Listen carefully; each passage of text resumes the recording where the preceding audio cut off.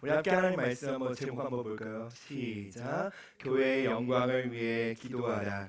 우리 함께 이 말씀으로 하나님 말씀 나누기 원하는데요. 오늘 함께 읽은 본문은 에베소서 말씀입니다. 한 개인의 에베소서는 한 개인의 어떤 영적인 유익을 위해서 쓰여진 서신이라기보다는 그 교회 공동체를 위하여 쓰여진 하나님의 몸된 교회를 향한 말씀으로 우리가 생각해야만 합니다.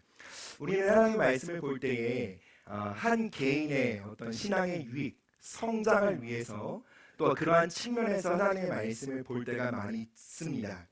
그러나 성경의 많은 본문은 그 공동체적인 어떤 컨텍스트 안에서 주어졌다는 것을 우리는 기억해야 합니다. 즉 한 개인을 위한 서신이라기보다는 그 공동체를 향한 그리스도의 몸된 교회를 향한 서신일 때가 많았다라는 것이죠.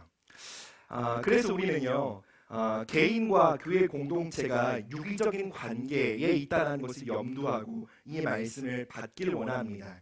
여러분, 성도는 홀로 존재하지 않습니다. 교회는 그리스도의 몸입니다. 각 성도는 그리스도의 몸을 이루는 지체입니다. 그래서 그리스도의 몸 안에서 우리 성도들은 모두 연결되어 있다는 이 배경 아래서 우리는 이 본문을 더 깊이 이해할 수 있다고 생각합니다. 여러분, 그리스도의 몸된 교회는 한 몸이고요. 한 개인의 삶에 주어질 승리와 회복을 위해서는 공동체의 승리가 선행되어야 됨을 우리 성경을 통해 보게 됩니다. 여러분, 이스라엘 각 지파들이 그 전쟁을 통해 유업을 얻게 되었을 때요. 이스라엘 각 지파가 언제 유업을 얻게 되었나요?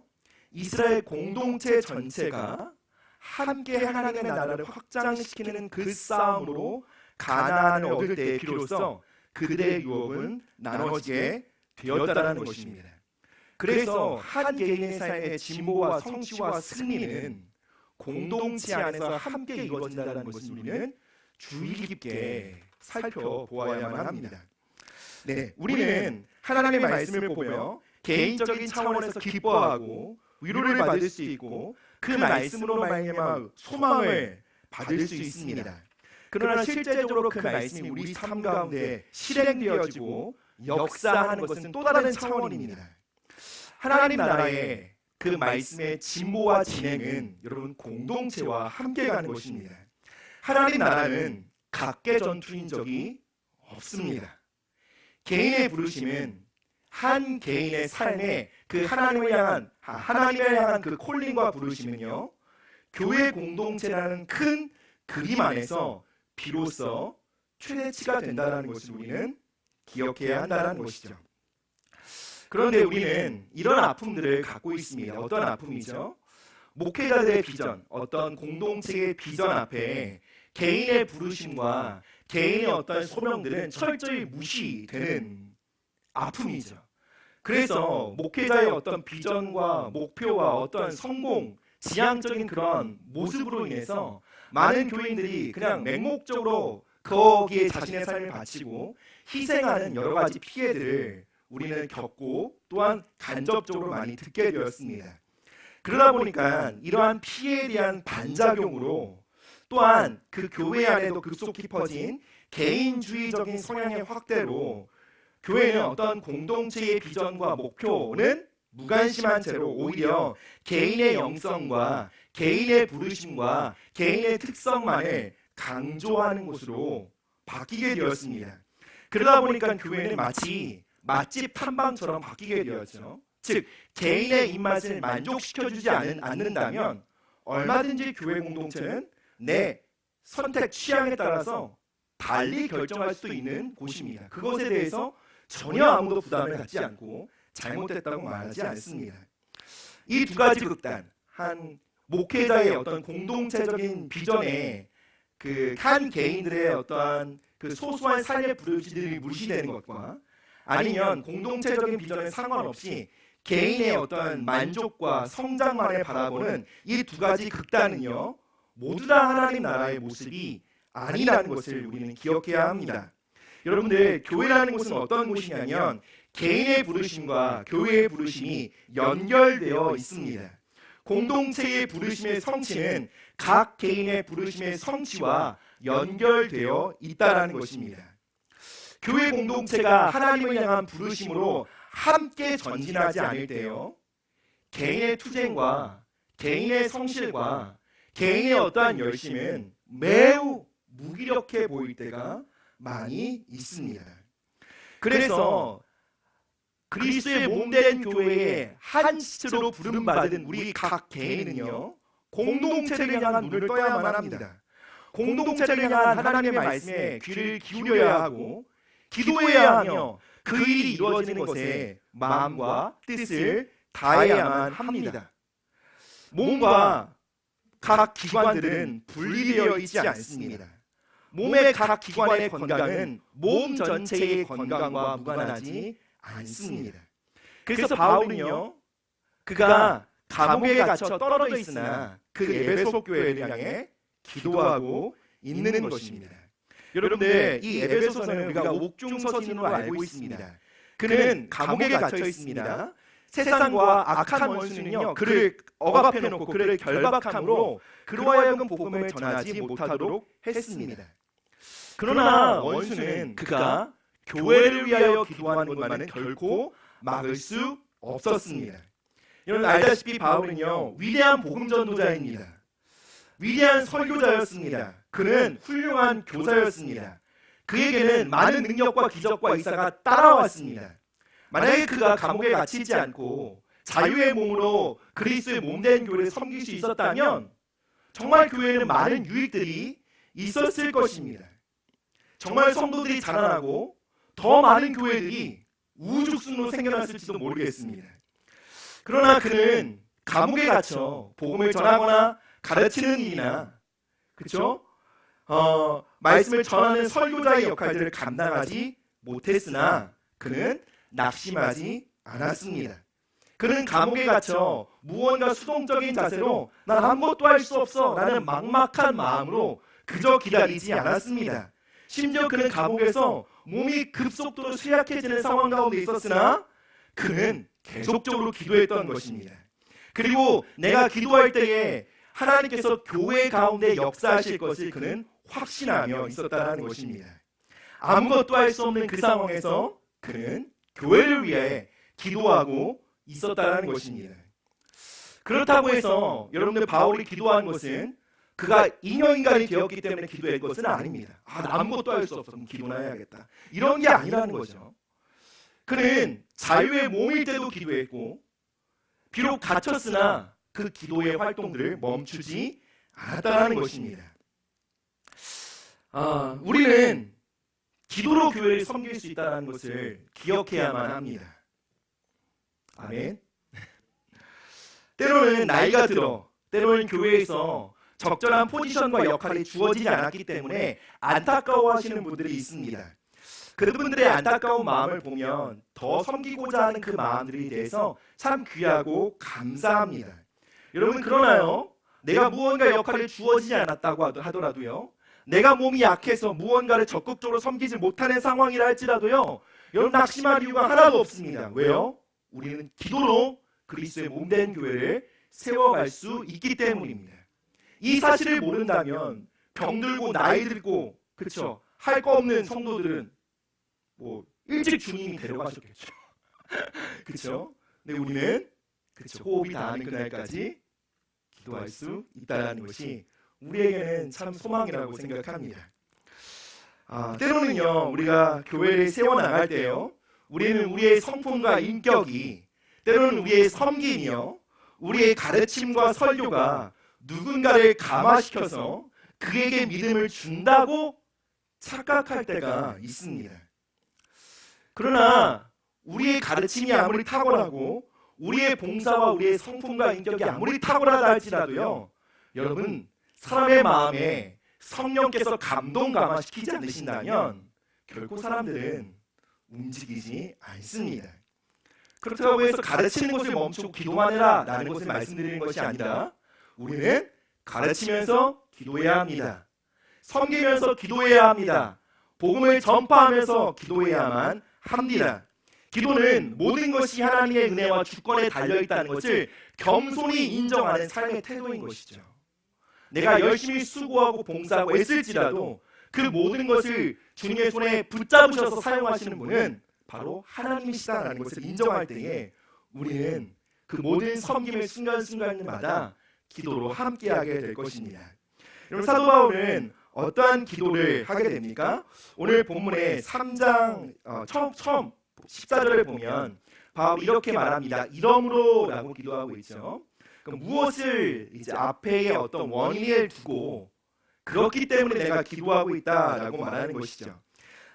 무엇에 근거하여 바울이 기도하고 있냐라면 그 앞에 있는 3장 그 1절부터 13절까지 근거한 내용이 아니라, 왜냐하면 3장 1절부터 13절은 개인의 삶의 역사에 따른 무언가 하나님의 은혜와 체험들을 나누고 있고요.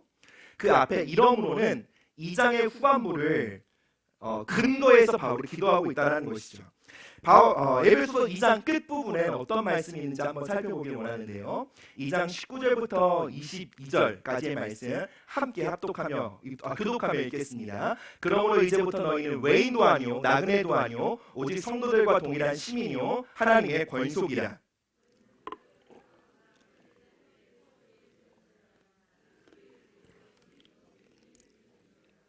그의 안에서 건물마다 서로 연결하여 주 안에서 성전이 되어가고,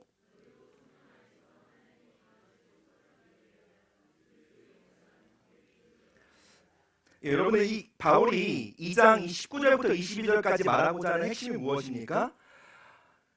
복음의 능력으로 말미암아 그리스도의 사역으로 말미암아 그리스도의 몸된 교회 안에서 성도들은 한 몸이 되었다. 교회 안에서 완전한 통일을 이루었다라는 것이죠. 외인이 아니다. 너희는 분리되어 있지 않다. 완전한 한 몸이다 라고 말하는 것이죠. 하나님의 권속, 이 말은 가족이란 뜻입니다. 하나님의 가족이 되었다라고 말하는 것이죠. 그리스도의 십자가의 사역으로 말미암아 막힌 담이 무너지게 되었고, 성도들은 그리스도의 몸 안에서 완전하게 연합되고 통일되게 되었다라는 것을 바울이 본 것이죠. 그리고 이 비전과 이 하나님의 말씀의 약속을 보자 바울은 기도하는 것입니다. 교회의 성장을 위해 기도하는 것이 아니라, 사역의 확장을 위해 기도하는 것이 아니라, 그리스도의 몸으로 교회가 연합되게 하시고, 그리고 그 교회가 그리스도의 몸으로 연합되어질 때에 누가 거하신다고요? 하나님이 거하신다라고 말하는 것이죠. 우리 각 지체들이 그리스도의 몸 안에서 연합되기 시작할 때 하나님은 더욱더 충만하게 임재하신다라는 것이죠. 우리도 바울과 같은 이 하나님의 교회를 향한 비전과 꿈을 바라보길 원합니다. 그리고 바울과 함께 이 동일한 마음으로 하나님 교회가 한 몸이 되게 하시고, 하나님 교회 위에 더 큰 영광으로, 더 큰 임재로, 더 큰 능력으로, 더 큰 사랑으로 임하여 달라고 우리 함께 기도해야 될 줄 믿습니다. 바울은 특별히 이러한 기도를 할 때 바울이 자주 쓰지 않는 표현이죠. 무릎을 꿇고 기도한다 라고 표현하고 있습니다. 무언가 매우 신중하게, 그리고 매우 간절하게, 또 매우 긴급하게 이 기도를 올리고 있다라는 것이죠. 그 기도는 하나님의 영광이 교회 가운데 임하고, 그 영광이 온 열방 가운데 나타나고, 그 열방 가운데 그 하나님의 영광을 바라본 자들이 교회로 돌아오게 되는 것들을 바울은 꿈꾸며 기도하고 있는 것이죠. 그래서 오늘 이 바울의 기도문을 통해서 우리도 하나님의 교회를 위하여 무언가를, 어떠한 것들을 기도해야 되는지 함께 살펴보기를 원합니다. 첫째로요, 우리는 하나님의 영광을 위한, 교회의 영광을 위하여 무엇을 기도해야 하냐? 우리 함께 읽어볼까요? 시작! 교회가 하나님의 생명으로 흘러넘치도록 기도해야 합니다. 함께 에베소서 3장 16절 말씀 읽겠습니다. 시작! 그의 영광의 풍성함을 따라 말미암아 너희 속사람의 능력으로. 여러분, 교회는 영화롭습니다. 왜 그렇습니까? 영광의 주님께서 교회 안에 계시기 때문에 그렇습니다. 교회는요, 하나님 아버지께서 그 십자가 고통이라는 해산의 고통을 겪으심으로 친히 낳은, 하나님의 생명으로 낳은 공동체입니다. 그렇기 때문에 그 안에는 하나님의 영광의 생명이 있는 것이죠. 그래서 하나님의 영광의 생명으로 거듭난 공동체인 교회는 당연히 영화로울 수밖에 없습니다. 그러나 만약에 교회가 영화롭지 못한다면 그 이유는 단 한 가지일 것입니다. 하나님의 생명이 그 교회를 이끌고 가고 있는 것이 아니라 사람의 생명이 교회의 본질이 되어버렸기 때문에 그렇습니다.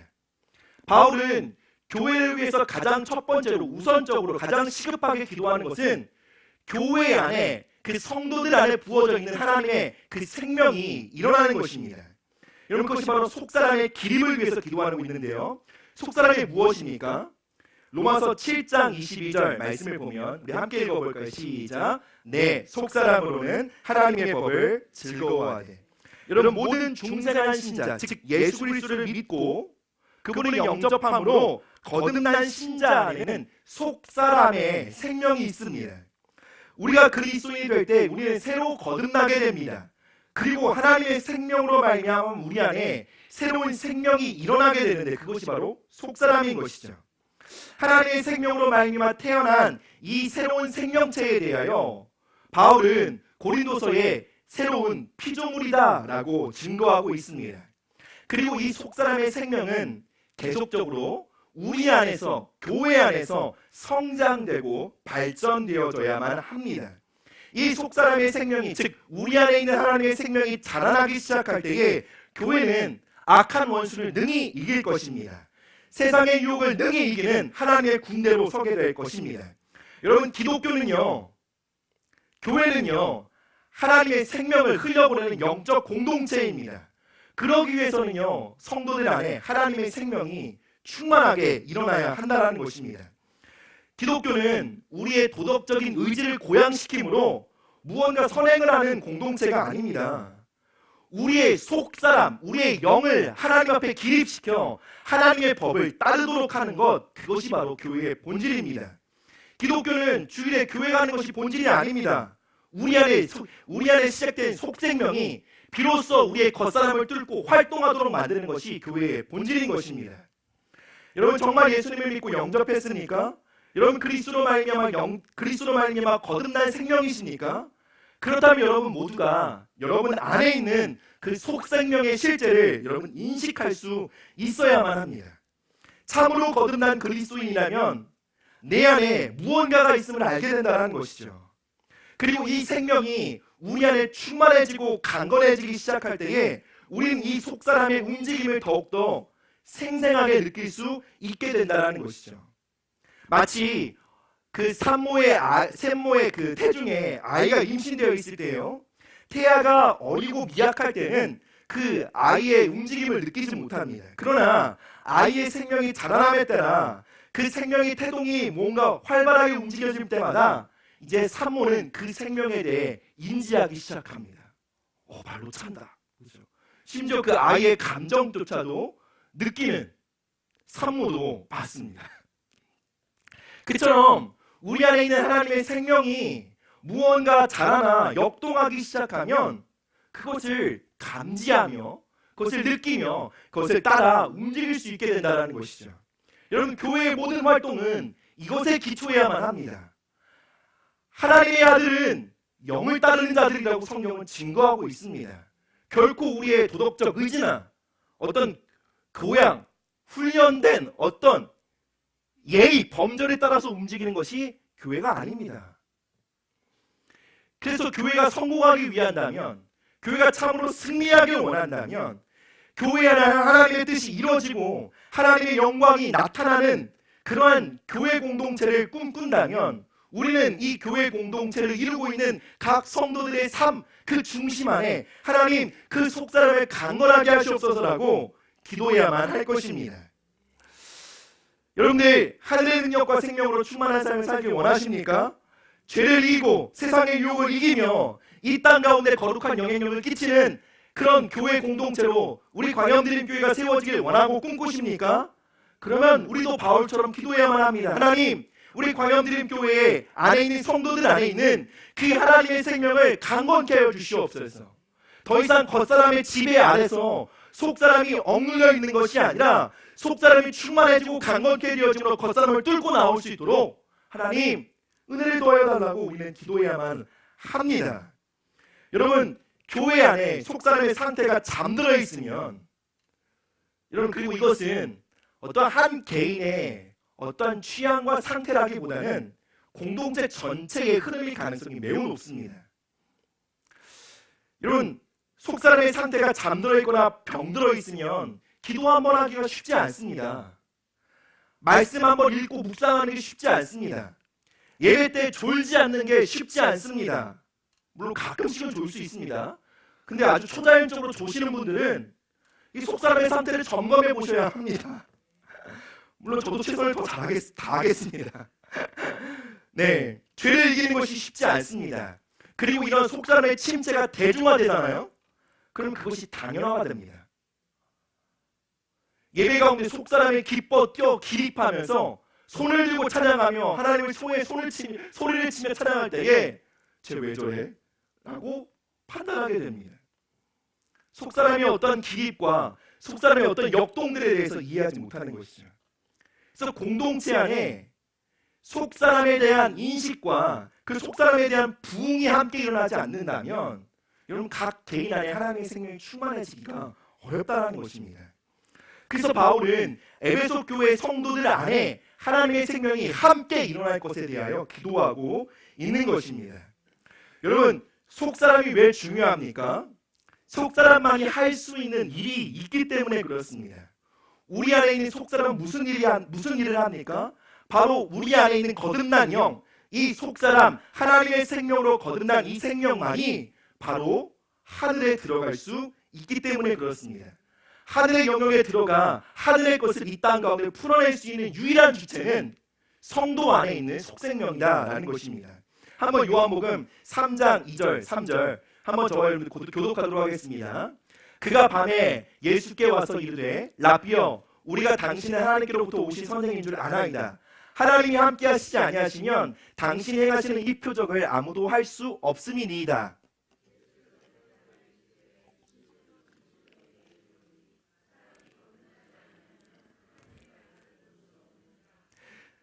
여러분 한나비가 예수님께 묻습니다. 당신은 정말 하늘의 역사를 이 땅 가운데 풀어내는 사람입니다. 당신은 참으로 하나님의 사람이군요. 당신이 가는 곳마다 하늘의 생명이 풀어지고 있음을 봅니다. 당신이 가는 곳마다 하늘의 생명력이 역동하는 것을 봅니다. 당신은 참 하나님께로부터 온 사람이군요 라고 묻자 예수님께 뭐라고 말씀하십니까? 하늘의 생명으로 거듭나지 아니하면 하나님의 나라를 볼 수 없다. 즉 하나님의 나라를 이 땅 가운데 끌어오는 주체는 바로 사람 안에 있는 거듭난 생명이라는 것입니다. 여러분들 교회 안에 있는 성도들이 자신 안에 있는 이 하나님의 생명에 대해서 관심을 갖지 않고 이 생명의 부흥과 기림을 향하여 꿈꾸지 않고 기도하지 않는다면 이건 하늘의 것이 이 땅 가운데 풀어질 수 없습니다. 이건 교회는 하늘의 사절단입니다. 하늘의 문화와 하늘의 능력과 하늘의 부유함을 이 땅 가운데 풀어넣는 브릿지입니다. 근데 그 브릿지 역할을 하는 주체는 우리 안에 있는 속생명이라고요. 그래서 교회는 속생명의 부흥을 위하여 속생명의 충만함을 위하여 늘 기도하는 공동체가 되어야만 합니다. 사랑하는 여러분들, 오늘 이 밤에 우리가 함께 교회를 위해서 기도할 때 각 성도들 안에 부어주신 각 성도들 안에 심어주신 그 하나님의 생명이 강력하게 일어날 것을 우리가 함께 기도하시기 바랍니다. 그리하여 주님 우리 몸된 교회 공동체를 통하여 하늘이 이 땅 가운데 풀어지게 하여 주시옵소서. 하나님의 나라가 이 땅 가운데 풀어지는 것을 보게 하여 주시옵소서라고 우리가 함께 꿈꾸며 기도하기를 바랍니다. 두 번째로요, 함께 읽습니다. 시작. 그리스도께서 교회의 중심이 되시도록 기도해야만 합니다. 여러분 함께 말씀을 한번 볼까요? 에베소 3장 17절 말씀입니다. 시작. 믿음으로 말미암아 그리스도께서 너희 마음에 계시게. 여러분 이것이 바울의 두 번째 기도입니다. 여러분 바울의 기도는 불신자들을 위한 기도가 아닙니다. 신자를 위한 기도입니다. 그리고 한 신자를 위한 기도가 아니라 교회 공동체를 향한 기도입니다. 여러분 물론 마음에 그리스도가 계신다라고 생각했을 때 우리는 이렇게 생각할 것입니다. 우리 마음에는 이미 그리스도께서 계셔. 이게 맞습니다. 근데 계신 것과 우리의 마음을 거처로 삼아 소유하며 거주하는 것은 다른 것입니다.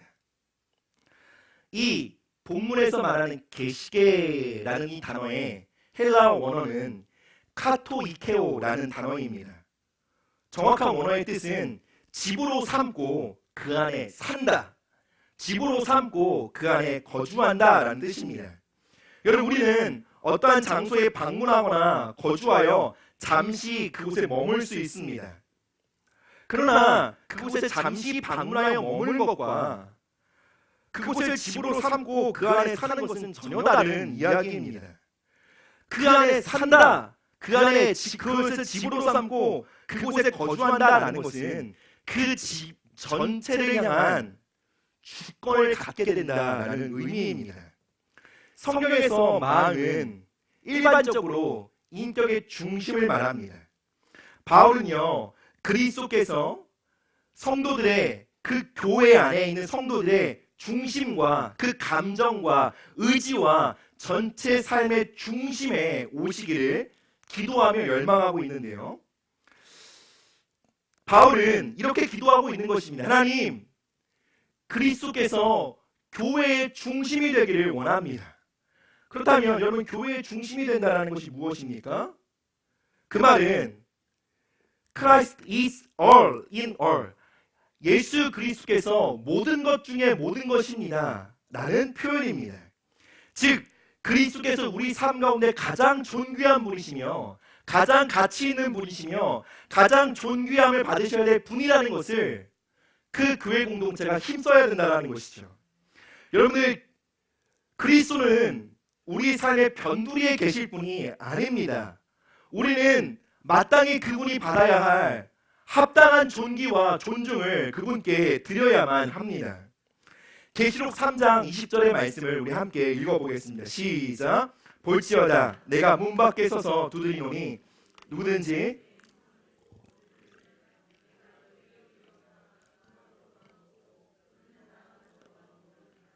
아멘. 여러분, 이 말씀은 비기독교인들에게 하신 말씀이 아닙니다. 믿는 성도들에게 하신 말씀입니다. 라오디게아 교회를 향한 하나님의 말씀이죠. 믿는 자들을 향한, 신도들을 향한, 성도들을 향한 하나님의 말씀이었습니다.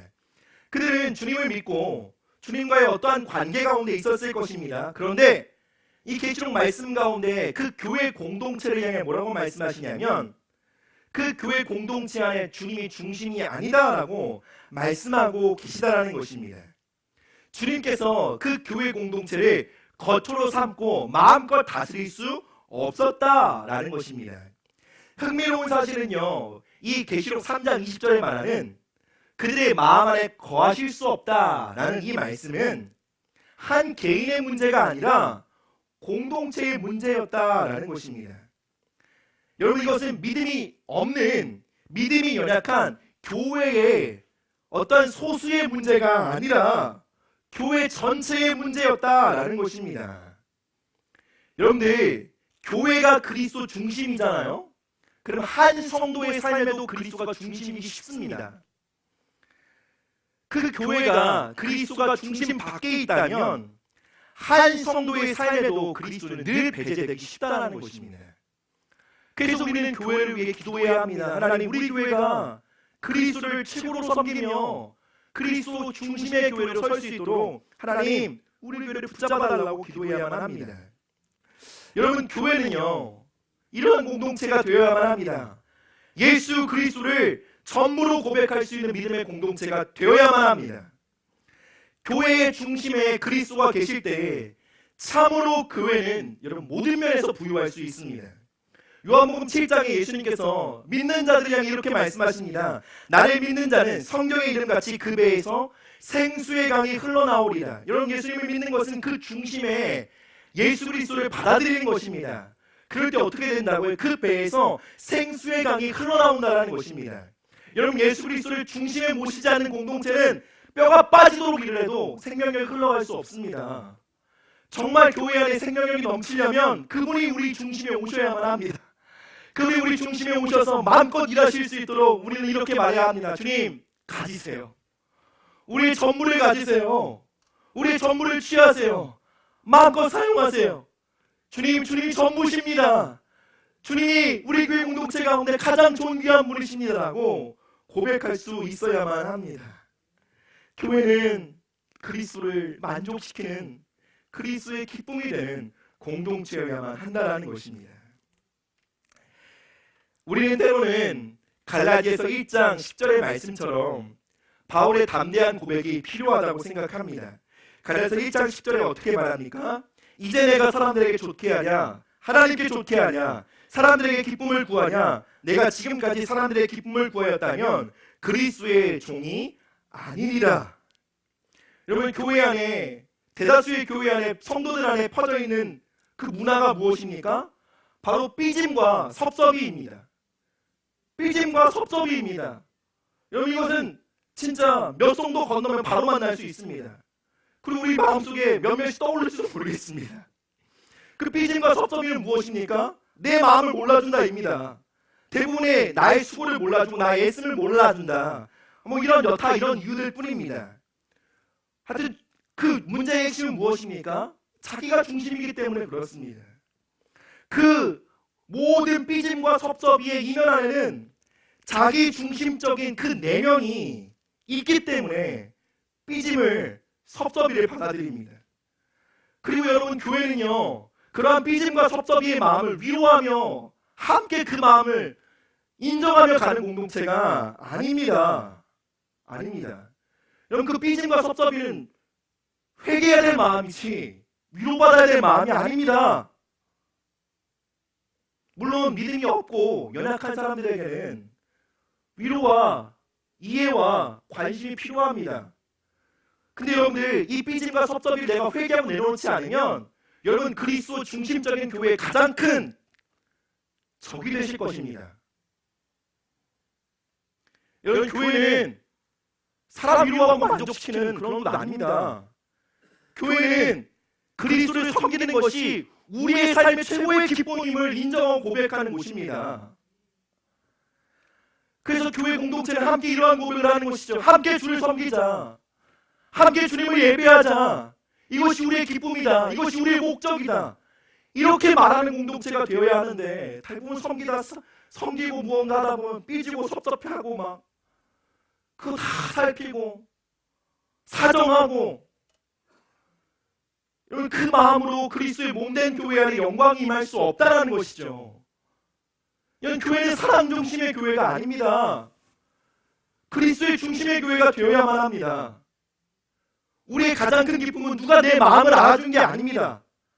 우리의 가장 큰 만족은 누가 내 상처와 아픔을 보다듬어준 것, 그것만이 아닙니다. 예수님을 위해 사는 것이 우리의 기쁨입니다. 예수님을 예배하는 것이 우리의 기쁨입니다. 주님의 얼굴을 배우는 것이 우리의 기쁨입니다. 구주를 생각만 해도 내 마음이 좋거든. 그 얼굴 배울 때야 얼마나 좋으랴. 이 고백이 생생하게 살아있는 곳이 그리스도의 몸된 교회입니다. 여러분, 왜 다른 만족을 기대하십니까? 왜 다른 위로를 찾으십니까? 왜 그리스도를 섬기면서 상처받았다고 말씀하십니까?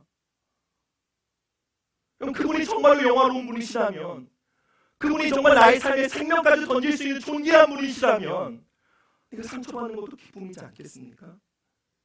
내가 손해보는 것도 영광 아니겠습니까? 찰스 웨슬리, 나는 하나님의 사람이 이러한 찬양 시를 지었기에 함께 나누고자 잠깐 가져왔습니다. 함께 이 고백을 함께 읽어보겠습니다. 시작. 피곤할 때에 나의 휴식되며 고통 중에 나의 안락 되시니 예수님, 당신은 나의 모든 것 중에 모든 것 되시옵니다. 내가 궁핍할 때에 풍부하게 채워주시고 약할 때에 능력 있는 힘이 되시네. 죽음 중에 나의 생명 되시며 나의 천국이며 나의 모든 것이니이다. 그럼 찰스 웨슬리가 어떻게 피곤할 때에 그리스도로 말미암아 휴식을 얻었겠습니까? 고통 중에 그분의 위로하심을 어떻게 경험할 수 있었겠습니까? 궁핍할 때에 어떻게 그분의 풍족케 하시는 은혜를 경험할 수 있었겠습니까? 약하고 무기력할 때에 정말로 하나님이 나의 능력 되시면 어떻게 경험할 수 있었겠습니까? 죽음 중에 하나님이 나의 생명 되시면 어떻게 경험할 수 있었겠습니까? 그의 삶에 예수 그리스도께서 중심이 되셨기 때문에 그렇습니다. 나의 모든 것 중에 모든 것 되시는 주님. 이 고백이 우리 공동체 안에 뿌리 깊게 내리기를 주님의 이름으로 간절히 축복합니다. 마지막으로요. 함께 읽습니다. 시작. 하나님의 사랑에 굳게 서도록 기도해야만 합니다. 여러분, 다시 말하지만 이것은 공동체를 향한 기도라고 기억해야만 합니다. 물론 한 개인의 신앙의 유익을 위해서 받기에도 매우 아름다운 말씀이지만 공동체적인 측면에서 다시 한번 이 말씀을 생각해야만 합니다. 여러분, 한 개인의 삶에 하나님의 사랑이 깊이 뿌리 내리기 위해서는요, 공동체가 함께 그 가치를 추구해야만 합니다. 여러분, 공동체가 하나님의 사랑을 향한 갈망을 가지지 않고 하나님의 사랑을 향한 추구와 목마름을 잃어버린 채로요, 그 공동체 안에 있으면 당연히 그 몸된 교회 안의 지체도요, 하나님의 사랑을 향한 갈망과 목마름을 잃어버리기 쉽습니다. 교회의 중심이 사랑이라는 것을 강조하기 위해서 사도 바울은 이렇게 기도하죠. 뿌리가 박히고 터가 굳어져서 라고 기도합니다. 이것은 마치 두 가지 그림을 보여주는 이미지인데요. 첫 번째 그림은 무언가 한 그루의 나무를 보여주는 그림인 것 같고, 둘째 그림은 어떤 건물이 세워져 나가는 그림인 것 같습니다. 이 두 그림이 공통적으로 보여주는 것이 무엇입니까? 바로 굳건함입니다. 뿌리가 깊이 내린 나무는요, 강한 폭풍이 와도 흔들리지 않습니다. 기초가 튼튼하고 터가 굳어진 건물은 쉽게 흔들리지 않습니다. 바울은 교회가 이와 같아야 한다고 말하고 있는 것이죠. 주님은 교회를 반석 위에 세우시겠다고 말씀하셨습니다. 어떠한 상황에서도 흔들리지 않는 굳건한 모습을 보이는 것이 교회의 참 모습입니다. 또한 이 뿌리 깊은 나무를 생각했을 때 뿌리가 깊은 나무일수록 그 나무는 위로 더 줄기를 내고 성장할 수 있게 됩니다. 기초가 튼튼할 때에 비로소 건물은 위로 높이 쌓아갈 수 있습니다. 여러분, 우리가 참으로 성장하기 위해서는 우리는 사랑 안에 뿌리를 내려야만 합니다. 교회의 기반이, 교회의 뿌리가, 교회의 터가 바로 하나님의 사랑이어야 한다는 것이죠. 그럴 때 비로소 교회는 굳건할 수 있으며 비로소 교회는 건강하게 성장할 수 있다는 것이죠. 여러분들, 교회가 참으로 영광스러운 공동체가 되려면, 참으로 교회 안에서 우리가 행복하고 사람들에게 귀중하게 되는 것은요, 교회가 사랑 가운데 뿌리를 내림으로만 가능합니다. 사랑은요, 교회의 모든 활동에 생명력을 불어넣습니다. 여러분, 그리스도인의 생활에 실제로 능력과 힘을 주는 것은 여러분 오직 사랑입니다. 물론 지식은 이해력을 줄 수 있습니다. 분별력을 줄 수 있습니다. 어떠한 통찰력을 줄 수 있습니다. 그러나 사랑은 그것을 행할 수 있는 동력을 줍니다. 그래서 교회는 사랑으로 충만해야 합니다.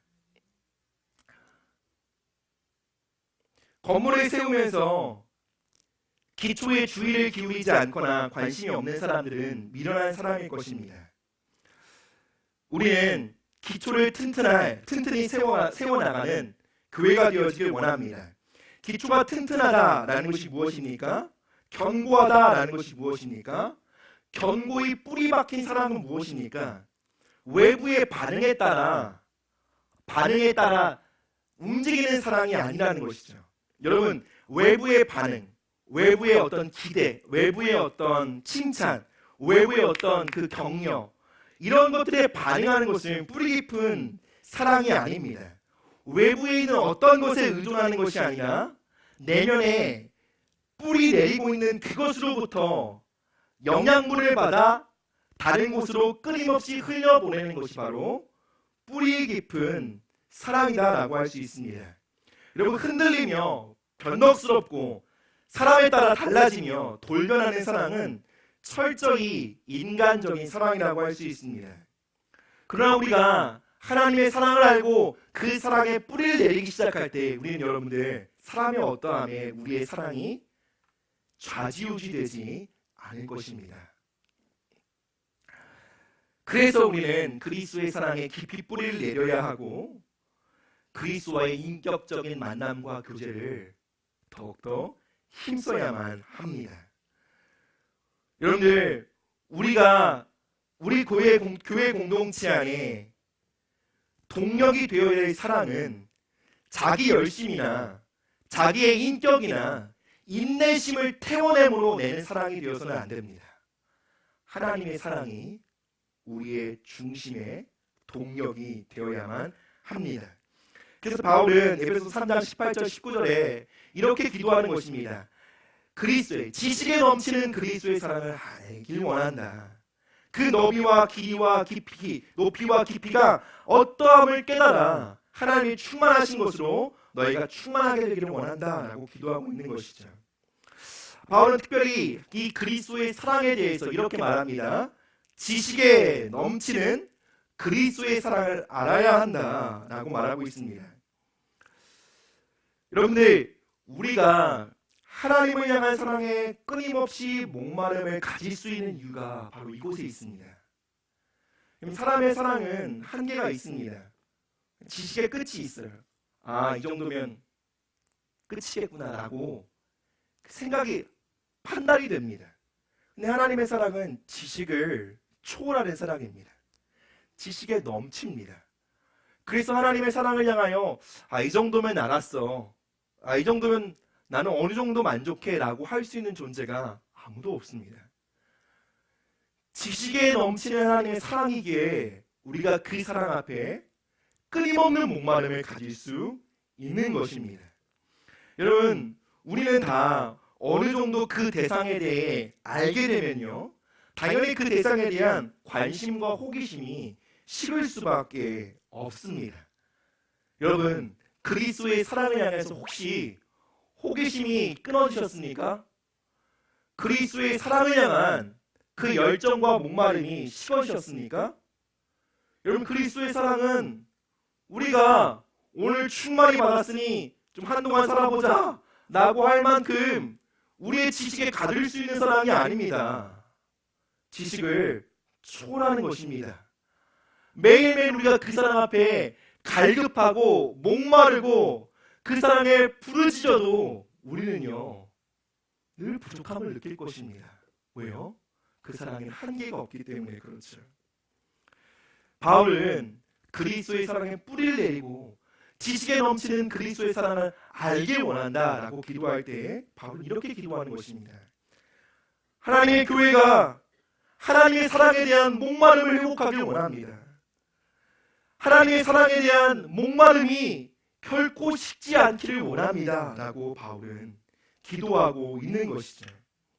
여러분, 하나님의 사랑을 향한, 하나님의 자비를 향한, 하나님의 긍휼을 향한 그 끝을 알 수 없는 그 너비와 깊이와 그 한계를 알 수 없는 그 사랑에 대한 목마름을 잃어버린 교회는 여러분 생명력을 잃어가게 될 것입니다. 바울은 이 세 가지 기도를 마치고 교회의 영광스러움을 이렇게 찬양하고 있습니다. 20절, 21절 우리 함께 합독하여 읽도록 하겠습니다. 같이 읽습니다. 시작. 우리 가운데서 역사하시는 능력대로 우리가 구하거나 교회 안에서와 그리스도 예수 안에서 대대로 영원 무궁하기를 원하노라. 여러분, 바울은요 교회가 하나님의 생명으로 충만하여질 때, 교회가 그리스도를 최고로 가치 있게 여기며 그리스도를 섬기는 것을 가장 가치 있는 일로 여기며 그리스도를 가장 존중하는 공동체로 서기 시작할 때, 교회 공동체가 하나님의 사랑을 끊임없이 갈망하며 그 사랑 안에 뿌리를 내리기 시작할 때 교회 안에 나타나게 될 그 하나님의 영광으로 인하여 감격하고 있는 것입니다. 그리고 교회는 바로 그리스도의 몸입니다.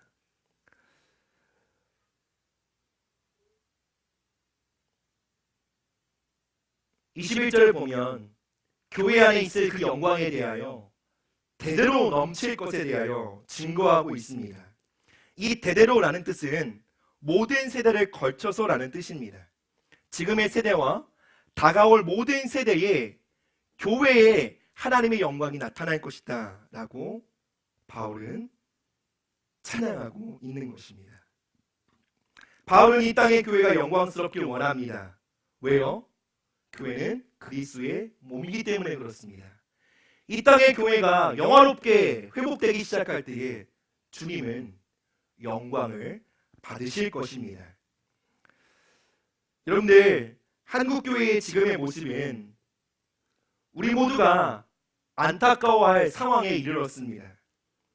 존경과 영광과 칭찬의 대상이 아닌 수치와 조롱과 멸시의 대상이 되고 있습니다.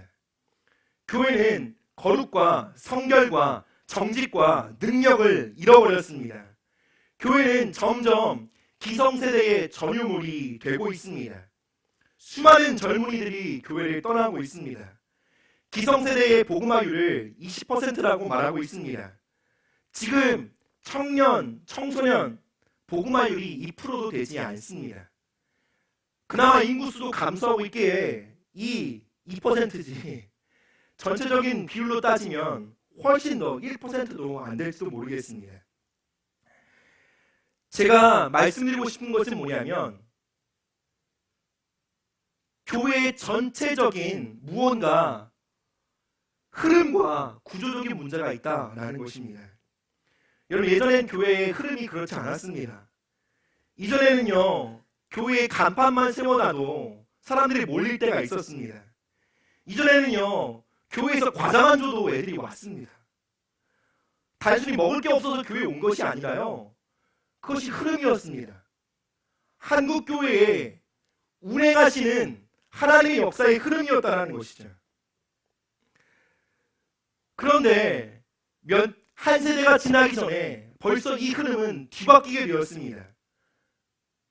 과자는커녕 밥을 먹여도 청년들이 떠납니다. 청소년들이 떠나고 있습니다. 다음 세대들이 교회를 떠나고 있습니다. 몇몇 교회가 주일학교가 남아 있습니다. 그러나 이것은 전혀 안심할 일이 아닙니다. 왜요?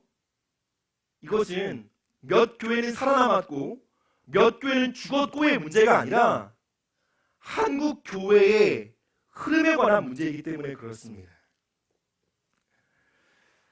여러분, 그러나요, 바울은 그리스도의 몸된 교회가 이렇게 끝나지 않을 것을 꿈꾸며 기도하고 있습니다. 저 또한 한국 교회가 이렇게 초라하게 시들지 않을 거라고 믿습니다. 저는 다시 한국 교회가 일어나 열방 가운데 빛을 비추며 하나님의 몸된 교회로서 그 영광과 존귀를 회복할 때가 반드시 오리라고 믿습니다. 다음 세대가 교회엔 답과 소망이 없다 떠나가고 있는 이때에 다시 교회가 그들에게 답을 줄 수 있는 이 땅에 하나님의 소망이 되리라 저는 믿습니다. 여러분, 그래서 저는 우리가 함께 광양드림교회를 위해서 기도할 뿐만 아니라 한국 교회를 위해서 함께 기도하길 원합니다. 여러분, 우리는 한국 교회를 위해서 기도한다라고 말하면 대부분 이렇게 생각할 것입니다. 나 신앙 혼자도, 내 신앙 혼자도, 나 한 개인의 신앙도 추스리기 어려운 한국에 무슨 한국 교회인가? 나 혼자도 지금 추스리기 어렵고 내 가정도 지금 이 모양인데 내가 무슨 한국 교회인가? 그건 너무 큰 꿈을 기도하는 건 아닌가? 라고 느끼실 수 있습니다. 저 또한 그렇게 느낄 때가 있습니다. 그래서 제가 말씀드리고 싶은 것은 전체 구조가, 전체 프레임이 잘못되어 있으면 구조물들이 제대로 세워질 수 없다라는 것입니다. 한국교회의 전체 구조가 흔들리고 있는 이 상황 가운데 나 한 개인의 신앙이 바로 서는 것이 매우 어렵다는 것입니다. 여러분, 건물 전체가 흔들리고 있는데 벽돌 하나 다듬는다고 해서 그 건물이 해결될 문제가 아니라는 것이죠. 건물 전체가 들어오는데 방 하나 깨끗하게 한다고 해서 될 문제가 아니라는 것입니다. 한국교회 전체가 무너지고 있는데 한 개인의 소생을 위해서 힘쓴다고 해서 될 문제가 아니라는 것입니다. 여러분, 우리는 한 개인의 소생을 위해서도, 한 가정의 회복을 위해서도 한국 교회가 회복되기를 기도해야 합니다. 그래야 한 개인이 설 수 있습니다. 우리는 교회와 따로 있지 않습니다. 우리의 가정은 교회와 분리되어 있지 않습니다. 여러분, 우리가 부평구청으로 가는 지하철을 타고 있습니다. 근데 내가 동두천으로 가야 해요. 그렇다고 해서 1-1에서 8-4칸으로 옮겨간다고 해서 해결될 문제가 아니라는 거예요. 근데 우리는 그렇게 문제를 해결하려고 합니다. 지금 전체적인 흐름이 부평구청으로 가고 있구나. 그럼 나는 8-4칸으로 옮겨가야지. 그래서 어떻게 생각합니까? 1-1에 있는 사람들보다 낫지. 저 사람들보다 내 형편이 좀 낫지 라고 착각하고 있다는 것이죠. 함께 몰락하고 있는 것입니다. 여러분들, 만약에 이 잠자고 있는 한국교회를 깨울 수 있는 길이 있다면 여러분 어떻게 하시겠습니까? 그게 정말로 불가능한 일이 아니라 우리 삶 가운데 실현 가능할 과제로 주어진다고 한다면 여러분 어떻게 하시겠습니까? 어떠한 대가를 지불해서라도 그 일을 위해 우리 자신을 드려야 하지 않겠습니까? 그것보다 우리에게 영화롭고 가치로운 일이 어디 있겠습니까? 여러분, 무엇으로 교회를 깨울 수 있습니까? 사망의 잠을 자고 있는 이 교회를 무엇으로 흔들어 깨울 수 있습니까? 여러분, 교회사 안에 잠들어 있는 교회를 깨웠던 강력한 힘은 특별히 기도였습니다. 특별히요, 연합 기도였습니다. 물론 그 기도의 중심에는 하나님의 말씀이 있었습니다. 어떤 말씀이요? 주님이 교회를 이렇게 일으키시겠구나. 하나님의 약속을 붙잡고 있는 그 서너 사람이 기도했고, 그 기도의 불이 퍼져 한 마을이 기도하기 시작했고, 한 도시가 기도하기 시작할 때에 국가적인 부흥은 일어났습니다. 여러분, 하나님의 말씀과 이 약속에 대해 눈을 뜬 자들이 교회의 부흥과 회복을 위하여 연합하여 기도하기 시작할 때에 잠자고 있던 교회는 일어나 그 영광을 여과 없이 발휘하며 그 기상을 떨치게 되었습니다. 그리고 교회가 깨어 일어나기 시작할 때 교회사 안에는 늘 집단적인 회심, 영혼 구원이 따라왔습니다. 어떤 나라에서는 한 도시가 주님께 돌아오는 일도 있었습니다. 어떠한 나라에서는 한 성이 주님께 돌아오는 일이 있었습니다. 여러분, 그것은 대단한 믿음의 어떠한 히어로로 인해서 일어난 일이 아니라 교회가 연합하여 그리스도의 몸된 교회를 위해 기도했을 때 그 일은 일어났던 것입니다. 여러분, 한국교회를 위해서 기도할 때입니다.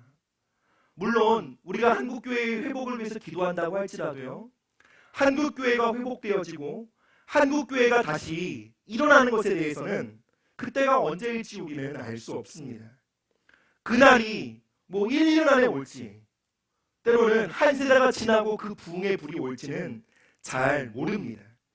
그럼에도 불구하고 우리가 왜 우리 교회 공동체가, 왜 한국교회가 다시 주님을 섬기며 주님을 영화롭게 하는 교회 공동체로 이 한국교회가 회복되어질 수 있도록 기도해야만 합니까? 그렇게 기도하는 교회 안에 하늘의 영권이 풀어질 것이기 때문에 그렇습니다. 어떤 영권이죠? 지금 이 한국교회라는 거대한 열차 안에 수많은 각 교회들이 지금 타고 움직이고 있습니다. 지금 그 열차가 향하는 방향을 보면 결코 희망적이지 않습니다. 근데 우리가 깨어서 한국교회의 회복과 부흥을 위해서 기도하기 시작할 때 그 흐름을 저항할 수 있는, 그 흐름을 역행할 수 있는 영권이 우리 교회 공동체 가운데 부어진다라는 것입니다. 여러분, 우리 각 사람은요, 우리 각 개인은 광염디딤교회의 한 지체입니다. 그리고 광염디딤교회는 한국교회라는 거대한 몸의 또 일부이기도 합니다. 몸이 건강할 때 각 지체는 건강할 수 있습니다. 교회를 위한 기도는 영적 거장들이 할 기도가 아니라 정말 살고자 원하는 한 개인, 정말 살고자 원하는 겸손한 교회 공동체가 지금 이 시간 가장 시급하게 드려야 할 기도라고 믿습니다. 사랑하는 여러분, 저와 같이 믿음이 없고 부족하고 연약하고 이런 우리들에게 하나님 부탁하십니다. 교회를 위해 기도하라. 교회를 위해 기도합시다. 그럴 때 나 한 개인 살 것입니다. 교회를 위해 기도합시다. 우리의 자녀들이 돌아올 수 있는 교회가 되도록 기도합시다.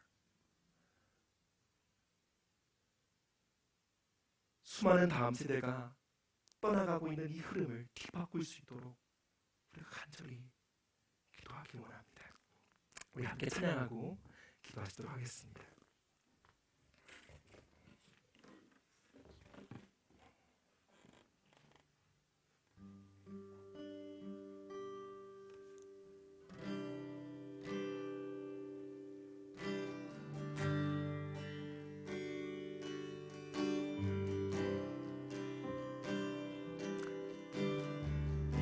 여러분, 우리가 보고 있는 것은 쓰러지고 있고 무너지고 있는 교회지만, 그러나 여러분들, 우리는 결코 시들지 않는 하나님의 말씀을 받은 약속의 자녀입니다.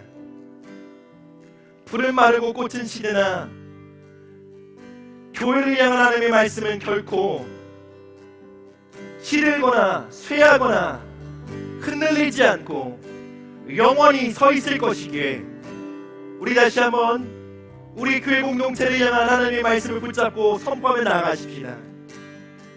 하나님, 그리스도의 몸된 교회를 일으켜 세워주시옵소서. 이 한국교회 안에 하나님 부흥과 회복을 위해서 기도합니다. 주님이 무너져가고 있는 이 한국교회를 다시 살려주시옵소서. 다시 이 교회를 일으켜 세워주시옵소서. 우리 그런 마음으로 우리 함께 찬양하며 기도하며 나아가십시다. 창조의 아버지, 창조의 아버지, 그 섭리 보이사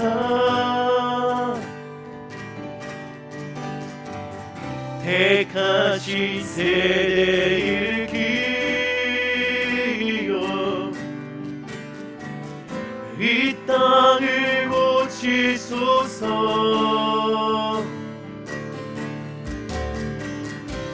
주의 크신 능력 만물이 사모하니 성령의 기름 부어주사 이 시간 임하소서. 주 영광 여기 임하사 열방 향한 그 빛 비추소서. 주의 얼굴 할 때 주의 양이 머물소서. 열방의 통치자 열방의 통치자 세상이 버리라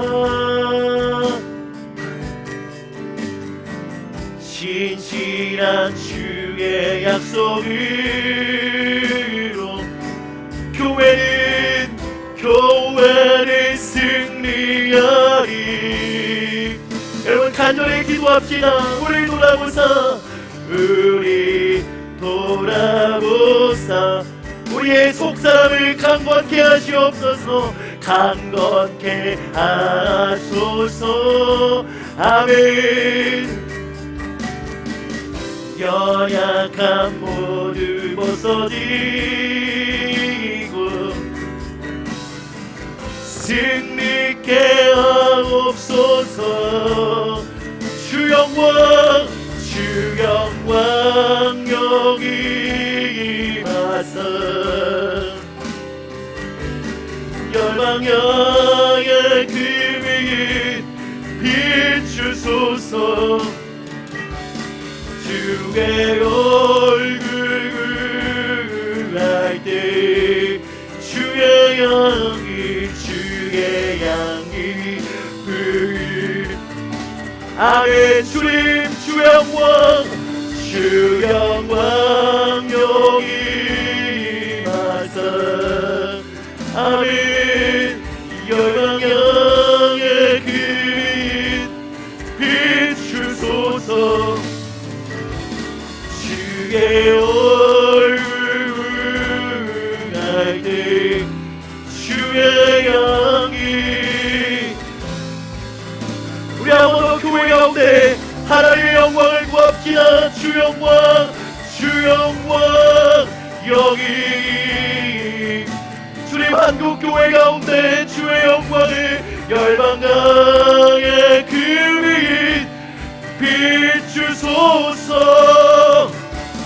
주의 얼굴 구할 때 주의 향기 머무소서. 우리 한 번 더 간절히 주 영광 여기 임하사 열방향의 그 빛 비추소서. 주의 얼굴 할 때 주의 향기 머무소서. 여러분, 우리가 한 개인의 신앙이 그토록 실패하고 무너지고 좌절했던 이유는 어쩌면 구조적인 문제일 수 있습니다. 한 가정이 그토록 상처와 아픔 가운데 신음하고 있는 것은 더 큰 구조의 문제일 수 있습니다. 미시적인 관점에서만 문제를 해결할 때 우린 때로는 문제의 본질을 잃어버릴 때가 많이 있습니다. 여러분, 우리의 한 개인의 잦은 패배와 무너짐과 패배와 넘어짐은 어쩌면 이 한국교회의 큰 구조적인 문제를 반영하고 있는 현실일 수 있습니다. 그래서 우리는 이 시간 힘써 우리 광야드림교회와 또 우리 광야드림교회와 연결되어 있는 한국교회의 소성을 위하여 기도하길 원합니다. 주님, 당신께서 이 한국교회를 버리지 않았음을 믿습니다. 여전히 이 한국교회를 향한 소망을 포기하지 않았음을 믿습니다. 주님, 이 무너져가고 있는 한국교회를 주님 다시 일으켜 세워주시옵소서. 주님의 영광을 선포하는 주님의 거룩과 성결을 이 땅 가운데 증거하는 주님의 진리의 파수꾼으로 이 땅의 교회가 설 수 있도록 주님 이 땅의 교회를 다시 세워주시옵소서. 성령님 이 땅의 교회를 정결케 하여 주시옵소서. 하나님의 생명으로 충만하게 하여 주시옵소서. 우리 함께 교회를 위하여 한국 민족 교회를 위하여 기도합시다. 주여,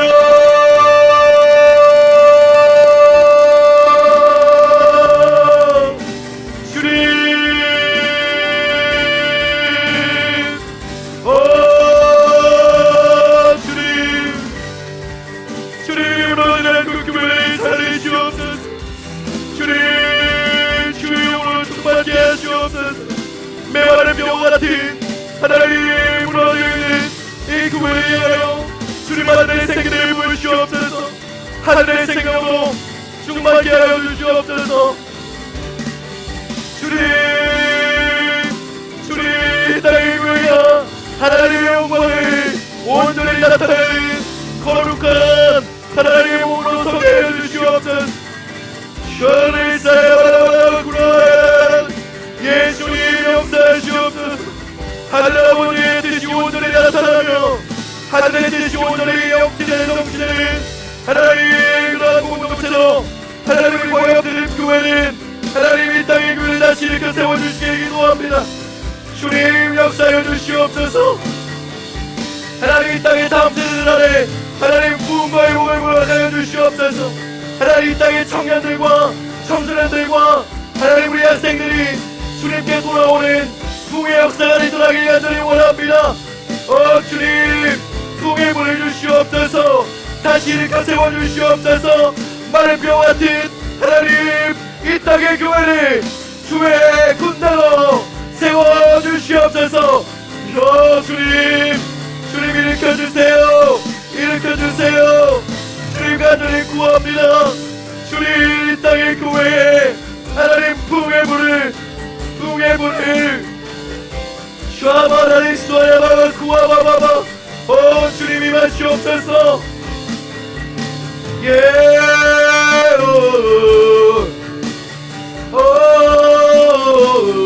주님 아버지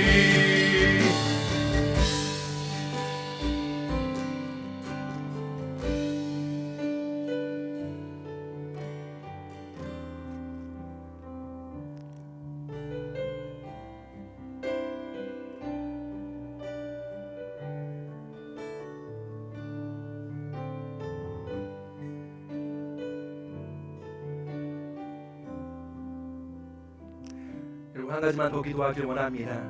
우리 시간 간절히 기도할 때 특별히 우리 광염드림 교회를 위해 우리 함께 기도하길 원합니다. 하나님 우리 교회 공동체가 하나님의 생명으로 충만하여지길 원합니다. 하나님 그리스도를 최고로 존귀히 여기며 그리스도를 섬기는 것을 우리 인생의 최고의 기쁨으로 여기는 하나님 그리스도의 중심의 교회를 우리 교회 중심의 교회로 우리 광염드림 교회를 세워 주시옵소서. 하나님 우리 교회 공동체가 하나님의 사랑을 끊임없이 갈망하는 예배 공동체가 되길 원합니다. 주님 하나님의 사랑을 향한 끝없는 목마름으로 주님을 예비하는 교회 공동체로 하나님 우리 광야들의 교회를 세워주시옵소서. 그래 주님 이 땅에 하나님의 영광을 바라는 그 영광의 빛을 비추는 하나님의 그 몸된 교회로 우리 광야들의 교회를 축복하여달라고 우리 한 번 더 우리 광야들의 교회를 위하여 우리 축복하며 기도하며 나아가겠습니다. 예 주님 우리 광야들의 교회를 주님의 손에 올려드립니다. 하나님 우리가 하나님의 생명으로 충만하기를 간절히 원합니다.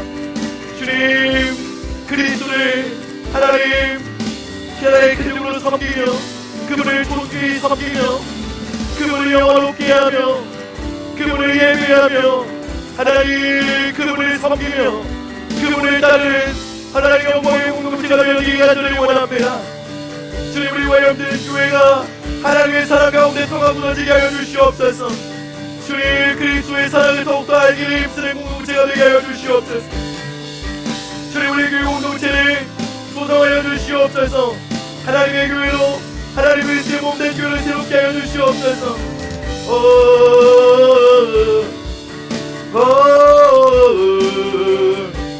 예수님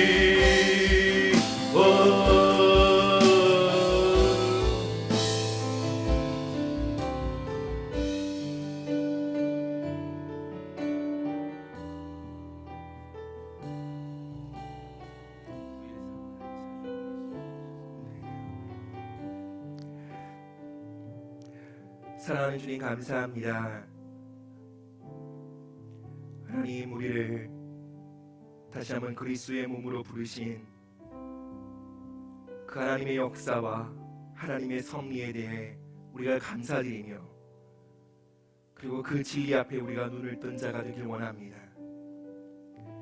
개인의 신앙과 영성에만 우리의 시야가 좁아져 아둥바둥거리는 몸부림치는 그런 인생이 아니라 교회의 영광을 향한 하나님 눈을 뜬 자들이 되게 하여 주시옵소서. 그 영광을 향해 꿈꾸며 기도하며 낙심치 않고 부르짖는 하나님의 사람들을 주님 이 광염드림 교회 안에 더욱더 일으켜 세워주시기를 간절히 기도합니다. 하나님 우리를 또 기도하는 공동체로 부르심에 감사드리고 또 함께 기도할 수 있도록 우리 안에 이러한 일들을 시작하고 계심을 감사드립니다. 매일 있는 그 저녁 기도회를 축복하여 주시옵소서. 기도의 불이 날로 더하게 하여 주시고 주님 기도의 권능과 하나님의 임재와 하나님의 역사하심을 날마다 체험하는 그러한 기도회가 될 수 있도록 주님 축복하여 주시옵소서. 오늘 이 밤에 우리의 기도를 통하여 하늘의 영광을 비추시며 이 땅의 교회를 다시 일으키시며 살리실 그 주님의 신실하심에 찬양합니다. 감사드리며 이 모든 말씀 예수 그리스도의 이름으로 기도드립니다. 아멘.